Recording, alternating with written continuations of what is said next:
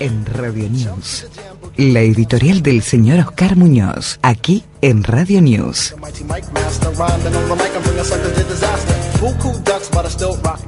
Voy a aclarar que el comentario hoy puede tener algún tenor bastante anárquico, no sé si es el término adecuado, pero hay algunas ideas que trataré de darle un hilo conductor. De todas formas, creo que el centro pasa porque los periodos históricos se repiten y no aprendemos más. Es decir, que seguimos cometiendo los mismos errores. Es decir, no fue un día común, porque transcurre, va terminando el cuarto paro general que el sindicalismo peronista, cristinista y la izquierda filocá le hacen a la gestión de Mauricio Macri. Con una singularidad.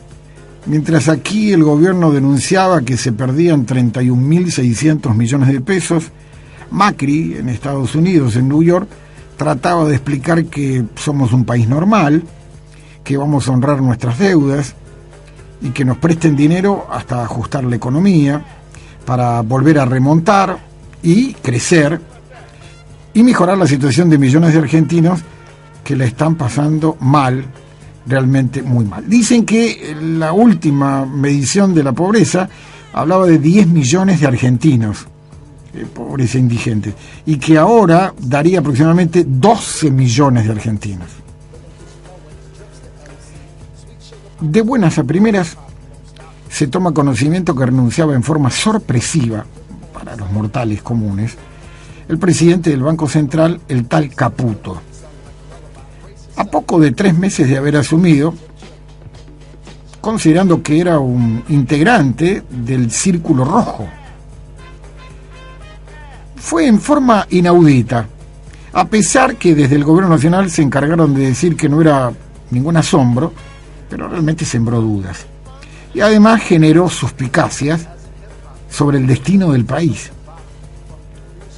Bueno, creo que no es más que otro error, más que se suma a la larga lista de fallos, de yerros, que no tiene una explicación razonable, porque son provocados, no producidos por la oposición política. Es decir, la culpa es de Cambiemos, no de otra persona.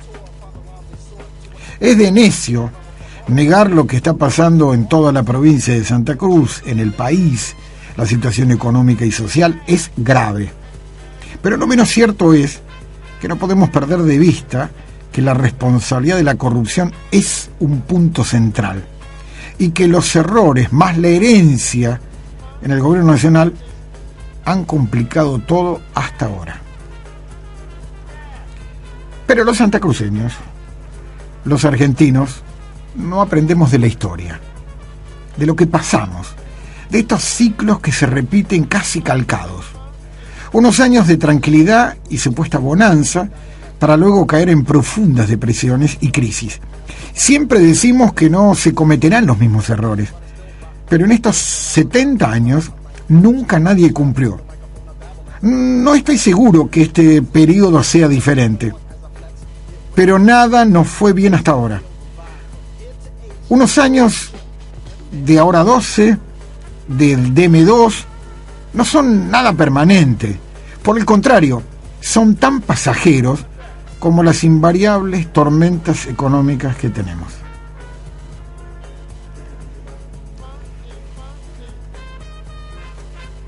Si tomamos en consideración, nos vamos a encontrar con algunos datos que tienen que ver con estadísticas.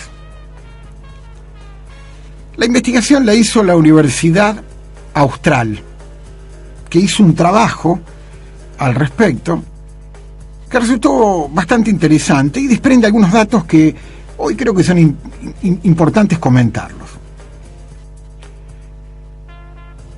El 61% de los paros que se han realizado hasta ahora son a gobiernos no peronistas. Raúl Alfonsín encabeza la lista de paros sufridos con 13, seguido por De la Rúa con 8 y ahora Macri con 4. Tomando el indicador de frecuencia de paro medido en días, El presidente de la Rúa es quien llevó la peor parte, con un paro cada 92 días, seguido por Alfonsín con un paro cada 157 días. Y cerrando la lista, Macri con un paro cada 255 días. En todos los casos, la acción sindical de parar ha sido más benigna para todos los presidentes del eje peronista que para los no peronistas, también rotulados como radicalismo y alianzas. Lo que está pasando en el país, dice el sociólogo Eduardo Fidanza, es que está invadido de términos comunes: dólar, inflación, recesión, devaluación, indecisión, desengaño. Las impresiones y recelos de los ciudadanos también provocan prácticas anteriores. Concluir, por ejemplo, que la compra de dólares los va a salvar, o en el gobierno que achicara brutamente el presupuesto.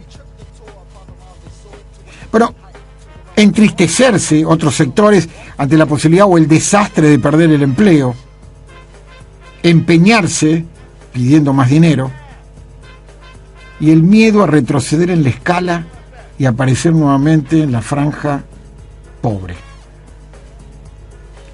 No obstante, a los que aseveran, sin embargo, que el problema es solo de la denominada clase media argentina, habría que recordarle que los países, como los pescados, comienzan a pudrirse desde la cabeza. A propósito, la actual crisis, que se parece a todas las anteriores, posee una novedad quizás: el descubrimiento de formidables casos de corrupción que involucran a los importantes planos del establishment público y también el privado. Esta marea de inmoralidad resultó ser superior y nunca vista en la República, en la cual los poderosos estafaban y ultrajaban a la sociedad en su conjunto, aprovechándose de su perspectiva dominante. Esa complicidad del poder no es solo entre peronistas y antiperonistas, o entre cristinistas y Cambiemos, porque poco más o menos todos están implicados. Poseen supremacía e impunidad. Proceden de las empresas, los sindicatos, la política, el periodismo militante y el mundo del espectáculo. Me pregunto y te pregunto, ¿podremos dejar de ser la Argentina de la confrontación permanente entre el anti y el pro? ¿Habrá un renunciamiento de las cúpulas y se someterán a dar explicaciones ante la justicia porque por caso de la nada se volvieron ricos y poderosos? ¿O darán mayores explicaciones los que decían que venían a cambiar y han fracasado desde el principio con su plan económico? Cierto es que en todo esto la justicia tiene un rol preponderante. Esta es una nueva etapa, pero no menos importante es el rol de la sociedad, el ciudadano de a pie, también de los políticos y su dirigencia. Deben todos estar de acuerdo en terminar con la corrupción, si no será imposible poder avanzar. Por tanto, está en el aire el siguiente dilema: ¿existe el atrevimiento social para obtener acuerdos mínimos indispensables, por caso para frenar la inflación, lograr un equilibrio con el gasto y la necesidad de acabar de usar al Estado como caja social de los que no trabajan? ¿O por caso ponerse a trabajar cada uno en lo suyo para generar riqueza y luego desarrollo que traiga nuevos empleos, crecimiento, educación, salud y seguridad?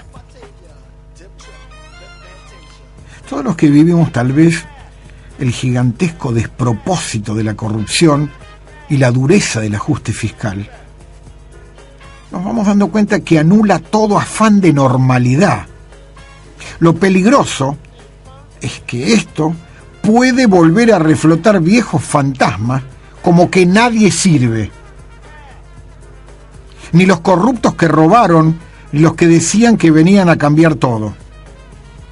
El terror es que pueden aparecer voces que griten que cambie todo y se vayan los políticos. Esto último es tan peligroso como la anomia que vivimos en Santa Cruz, pues se ajusta a la definición. Vivimos en un estado, en la provincia, de desorganización social o de aislamiento de los individuos. Y esto ocurre como consecuencia de la falta o la incongruencia de las normas sociales, porque no hay nadie que actúe como líder social. El caso del gobierno, se dan aumentos entre ellos mismos, los funcionarios sí tienen recuperación por desarraigo y la inflación, y al resto directamente de la ciudadanía se embroma. Solo se salvan los que están en el poder. A ver, el municipio de Río Gallegos, con una total falta de gestión, con decisiones absurdas e inconsultas. A ver, puede administrar a su criterio, es su potestad. Pero lo que no puede es dilapidar recursos millonarios del patrimonio de la ciudad. Porque no se apropiaron de la ciudad, son un periodo y su tarea, la que prometieron durante la campaña, era mejorar la calidad de vida de quienes lo votaron democráticamente, no regalar un terreno de $1 millón.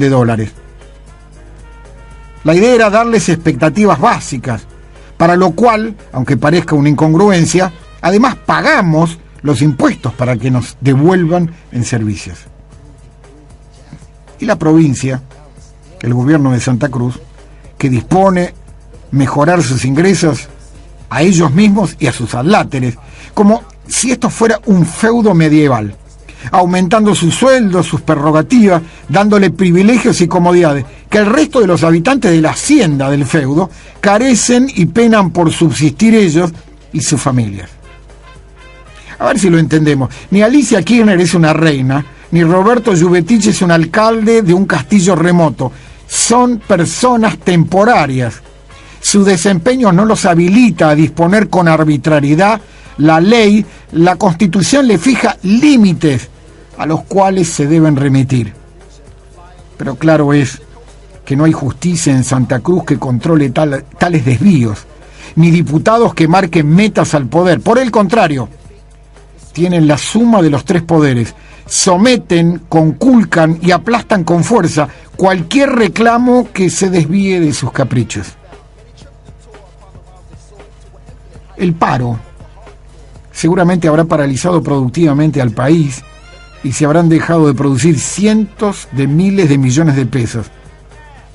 El gobierno de Santa Cruz apoyó el paro como si fuera un exitoso gobierno. Ahora viene el día después. Ahora viene... ¿Y ahora qué?